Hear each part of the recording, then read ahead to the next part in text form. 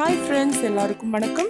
இன்றைக்கி நம்மளுடைய குமரி கோஸ்டல் கிச்சனில் ரசகுல்லா எப்படி பண்ணுறதுன்னு பார்க்கலாம். ஸ்டவ் ஆன் பண்ணிவிட்டு ஒரு பாத்திரத்தில் 1 லிட்டர் அளவுக்கு பால் சேர்த்து பாலை நல்லா கொதிக்க காய்ச்சிக்கோங்க. பால் கொதிக்கும் போது ஸ்டவ்வை சிம்மில் வச்சுருங்க. இதில் ஒரு எலுமிச்சை பழத்தோட சாறு சேர்த்து 2 நிமிஷத்துக்கு ஸ்பூன் வச்சு மெதுவாக மிக்ஸ் பண்ணிக்கோங்க. அப்போ தான் இந்த பாலில் இருக்கிற பன்னீர் தனியாகவும் அதில் இருக்கிற தண்ணி தனியாகவும் பிரிஞ்சு வரும்.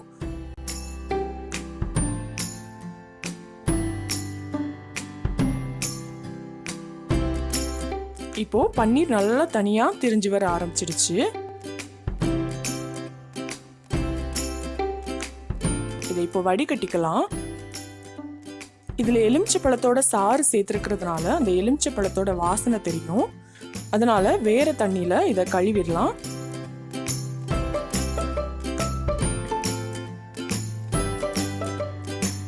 ரெண்டு மூணு வாட்டி இந்த மாதிரி தண்ணி ஊற்றிட்டு இதை ஒரு ஸ்பூன் வச்சு மிக்ஸ் பண்ணி விட்டால் போதும். அந்த எலுமிச்சை பழத்தோட வாசனை எல்லாம் போயிடும்.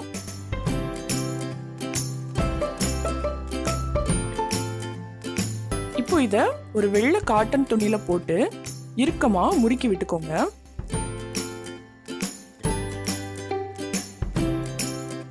அப்பதான் இதுல இருக்கிற எல்லா தண்ணியும் வெளியே வந்துடும். எந்த அளவுக்கு இறுக்கமா முறுக்கி விட முடியுமோ அந்த அளவுக்கு இறுக்கமா முறுக்கி விட்டுக்கோங்க.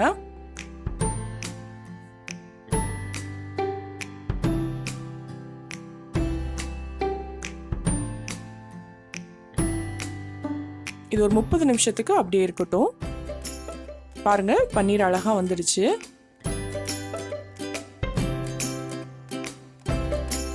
இப்போ இதை கை வச்சு உதிர்த்து விட்டுறலாம். இது நல்லா உதிரி உதிரியா தான் இருக்கும்.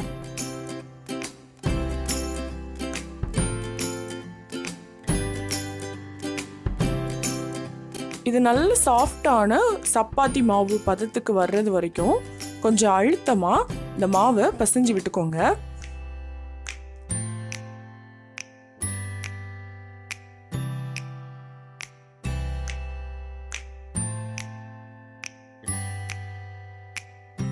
இதை இப்போ சின்ன சின்ன உருண்டைகளா ரெடி பண்ணிடலாம்.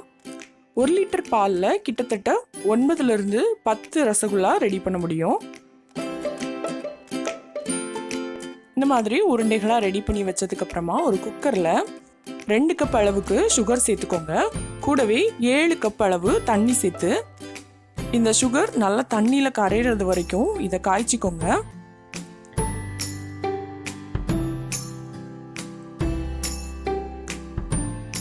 இந்த சுகர் தண்ணியில கரைஞ்சி கொதிக்கிற போது நீங்க இதுல இந்த உருண்டைகளை எடுத்து போட்டுருங்க. நல்லா கொதிக்கும் போது போடுங்க. அப்பதான் இந்த உருண்டைகள் உடையாம இருக்கும், இல்லைன்னா உடைஞ்சிரும்.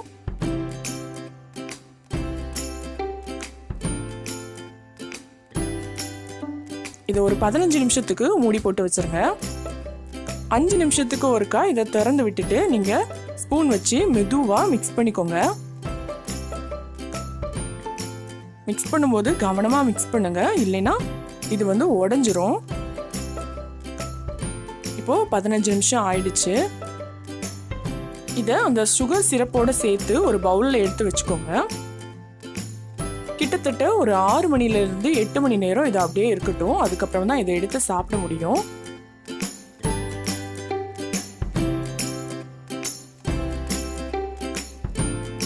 அவ்வளோதான், சூப்பரான ரசகுல்லா தயாராகிடுச்சு. நீங்களும் இந்த ரசகுல்லாவை உங்களோட வீட்டில் ட்ரை பண்ணி பாருங்க. உங்களுக்கு இந்த வீடியோ பிடிச்சிருந்துச்சுன்னா எங்களோட சேனலை சப்ஸ்கிரைப் பண்ணுங்க. ருசியாக சாப்பிடுங்க, ருசிச்சு சாப்பிடுங்க.